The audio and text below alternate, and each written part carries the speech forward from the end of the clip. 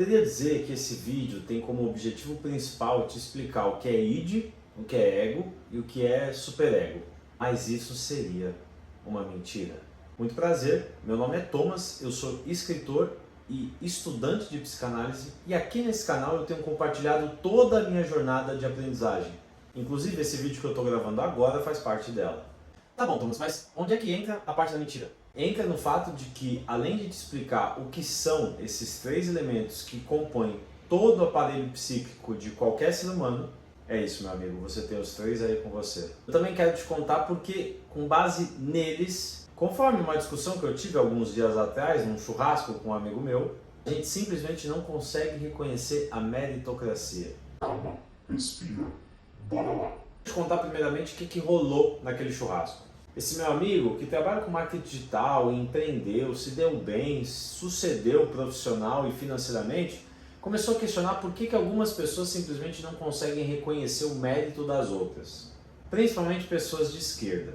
Aí nesse momento, um outro amigo que também se deu bem após ter aberto uma empresa de franquia de uma seguradora, também criticou por que essas pessoas negam completamente a meritocracia. E depois que cada um disse o que achava, eles vieram pedir minha opinião. Comecei dizendo que ambos tinham seus méritos individuais, que com certeza eu tinha total condição de reconhecer que a casa que eles moravam, o sucesso financeiro, obviamente que são fruto do seu trabalho, são fruto do seu mérito. Isso, na minha visão, é indiscutível. Você foi lá, plantou, colheu e parabéns. Agora, eu fiz uma ressalva que a maioria das pessoas não faz. Eu disse a eles que os seus desempenhos individuais não eram as únicas variáveis que entravam nessa conta. A gente também precisaria considerar as condições em que cada um nasceu. Qual classe social eles pertencem, se eles tiveram famílias abastadas, se eles tiveram acesso à saúde, se eles tiveram acesso à educação, se eles tiveram um plano de saúde, se eles tiveram segurança alimentar, se eles tiveram um teto para morar. Óbvio que a gente não pode esquecer também das questões envolvendo a cor de pele, o sexo, a orientação sexual, assim como o esforço de cada um, elas também são determinações determinantes para determinar o mérito. Agora, eu só não vou aqui me propor a metrificar o que pesou mais. Depois que eu disse isso, os dois concordaram comigo. E realmente disseram que não dá para tirar do cálculo essas condições, que inclusive são condições que eles não conquistaram por si mesmos. São condições, na verdade, que eles não tiveram qualquer controle, são condições que simplesmente se impuseram. Você não escolhe, afinal, a família que você nasceu, nem a cor de pele que você tem, concorda? E aí eu disse que, para mim, o grande problema dessas pessoas que defendem a meritocracia é que em suas comunicações, todas essas circunstâncias que eu trouxe aqui para você são desconsideradas. Além disso, elas atribuem somente ao ser humano a responsabilidade pelo resultado que eles têm na vida. Esse discurso é perverso. No fundo, ele é perverso. Porque não é o caso dos meus amigos que sucederam, mas pensa nas pessoas que não conseguiram e que são a maioria das pessoas. Para cada Rick Chester tem 1 milhão de pessoas que vão vender água o resto da vida e não vão ter o sucesso que o Rick Chester teve. Agora pense nessa mentalidade, pense nessas pessoas acreditando nesse discurso e entendendo que toda a responsabilidade pelo sucesso delas está condicionada ao seu próprio mérito e não a essas circunstâncias que estão além delas. Sabe o que isso tem gerado? Uma coisinha chamada culpa.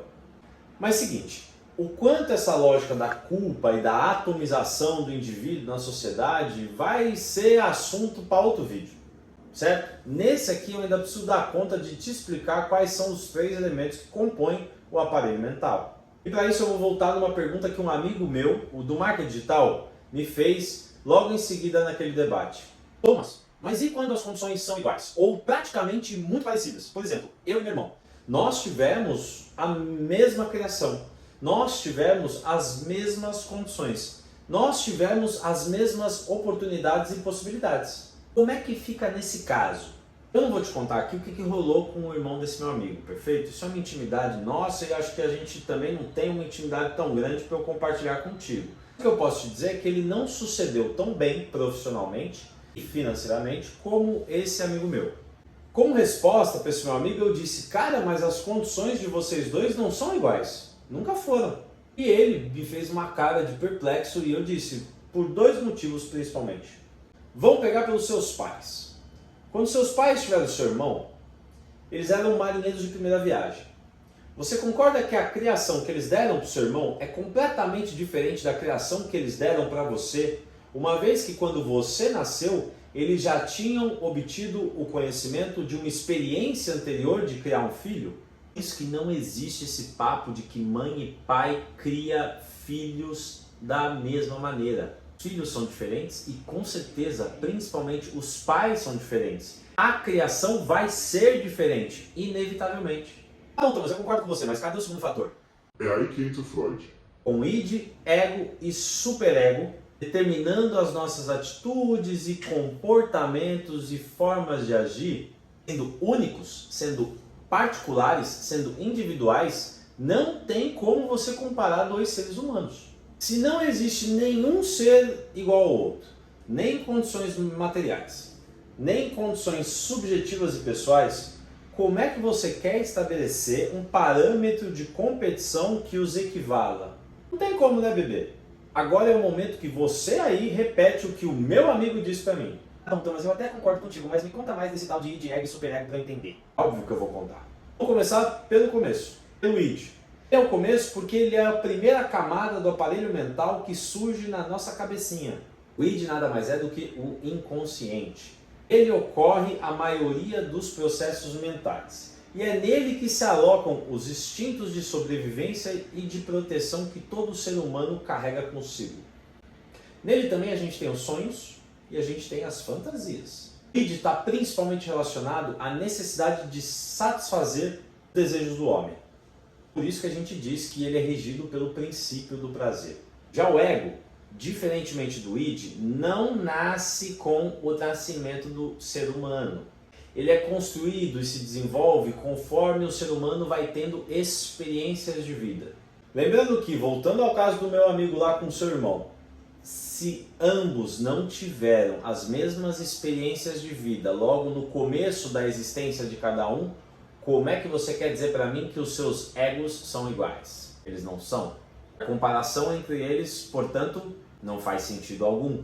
O objetivo principal do ego é fazer uma conciliação, e é o meio termo entre os desejos do id e as repreensões do superego.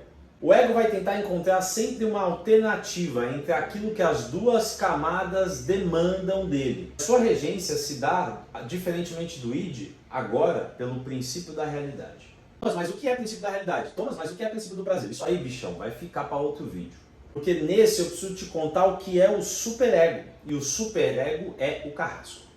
É o cara que manda o id dar uma segurada, sabe? Ele começa a ser formado a partir dos 3 anos da criança. E essa construção também guarda relação completa e total com as experiências de vida que esse baby tem.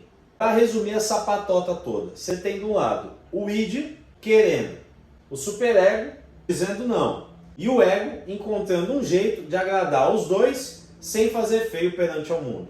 Nossa, Thomas, mas era só isso. Eu achava que era uma coisa muito mais complicada. Claro que não é só isso, né, bebê? Pensa que a formação do aparelho mental e a definição desses 3 elementos vem assolando a cabecinha de psicanalistas e de estudiosos há praticamente um século. Não seria eu, na minha humildade, na minha modéstia, né, conseguiria em um videozinho resumir toda essa história para você.